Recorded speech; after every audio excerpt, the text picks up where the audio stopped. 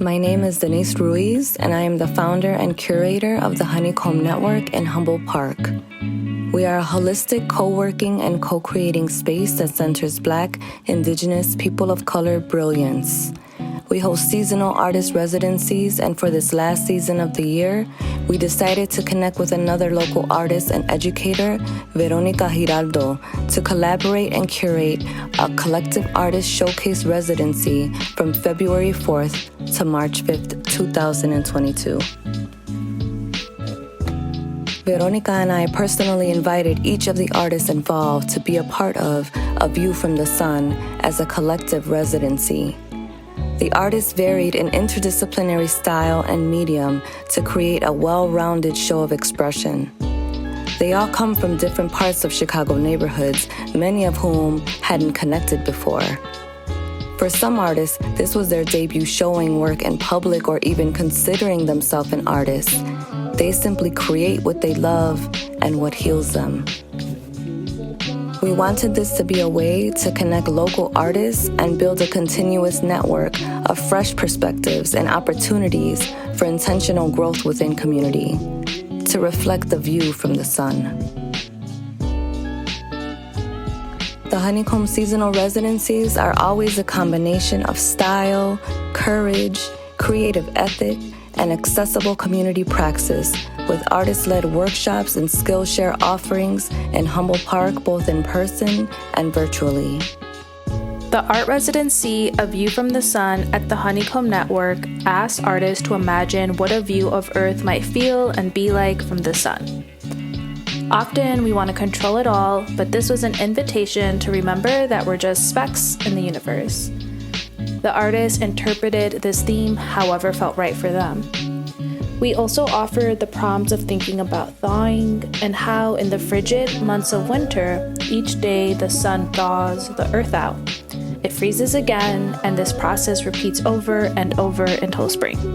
My name is Christina Neres. I am a quilter and a crafter, and this is one of my quilts. This quilt is called Block Party, and if you can see, it's a lot of fun. It's like a party with all the different colors. Quilting has a story behind it. I don't have all the information, but quilting was started first when people were poor and they would take their scraps of fabric, put it together to make a quilt, to make a bed, to make clothing, whatever they needed.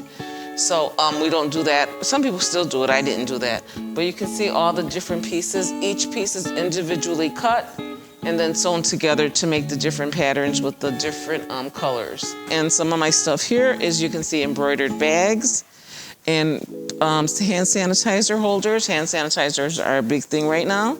So I do a lot of bags. I like to do embroidery. I started quilting and sewing in earnest like 7 years ago. Started with quilting. My first project that I ever quilted is this one here. It's a table runner, and this is called a 9-patch. I had a friend who would go to the Irish American Heritage Cultural Center, and she invited me to go there to learn how to quilt. And so on the back of this, I put some Irish fabric, an ode to the Irish people who really helped me learn how to quilt. And the thing about a log cabin, you'll always see red in the center because red signifies the heart. Peace, y'all. My name is E-Works. I'm an interdisciplinary artist from Chicago. I brought about 4 pieces with me today.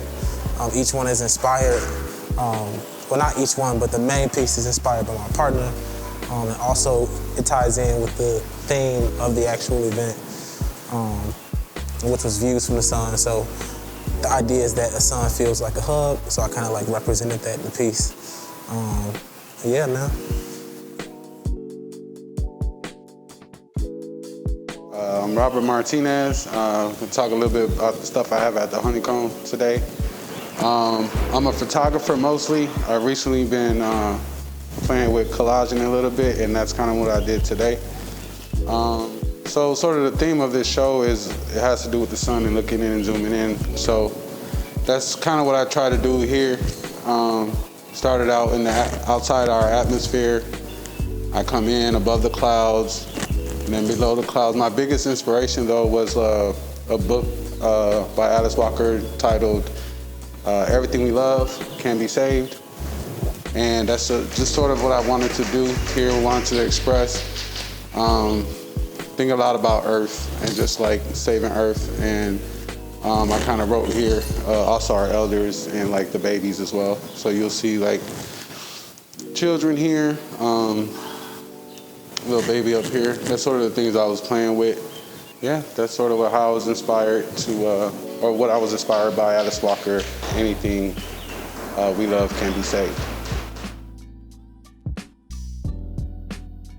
My name is Melissa Castro Almandina, and I am a poet and artist from the south side of Chicago. I'm going to start by reading a quote from Buddhist monk Thich Nhat Hanh. The sun is our second heart, our heart outside of our body. It gives all life on earth the warmth necessary for existence. Plants live thanks to the sun. Their leaves absorb the sun's energy, along with carbon dioxide from the air, to produce food for the tree, the flower, the plankton.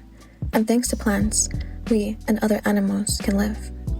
All of us, people, animals, plants, and minerals, consume the sun, directly and indirectly. We cannot begin to describe all the effects of the sun, that great heart, outside of our body. All of my work deals with the ephemera of life cycles, anti-capitalism, and prison abolition using natural elements and motifs such as flowers, corn husks, clouds, and fruit. I enjoy studying love, death, astronomy, and morning rituals. I intentionally use flowers that are known for romance and death, roses, pansies, and daisies, while also including elements of graffiti reminiscent of my south side of Chicago roots. I explored love in all of its forms, from revolutionary love, romantic and platonic love, crushes, and the loss of love. As someone who has been in the carceral system and terrorized by it, I also explored the depravity of incarceration with the painted and typewritten corn husks.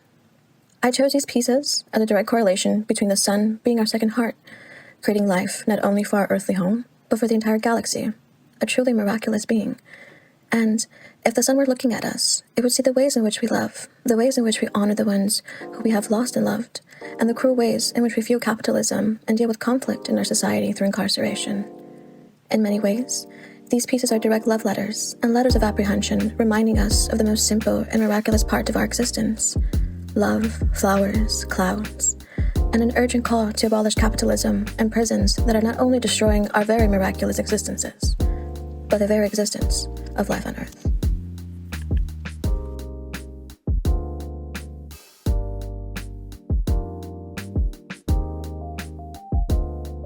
Hi, my name is Lydia Saravia, and my artwork is under Tejiendo Woven Words. And that's purposeful because I started as a weaver. I'm a textile worker, and I started weaving papers. So this is paper yarn. This is actually my dissertation, my doctoral work. It's the drafts that didn't make it to the final version, so I wove them into pieces. But weaving has taken me into sewing, and that wasn't by choice. That was a niece who pushed me to sew.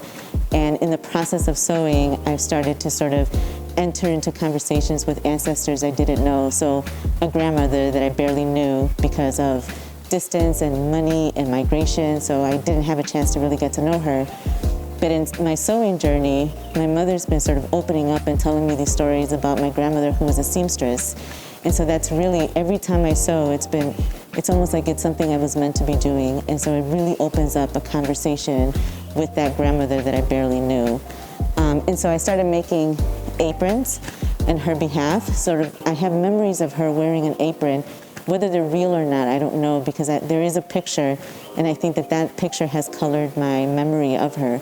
And she's wearing aprons, so I've been making aprons and sewing aprons and thinking about her a lot through the apron and what the apron represents, but also thinking about the materials that she couldn't use for herself or make for herself.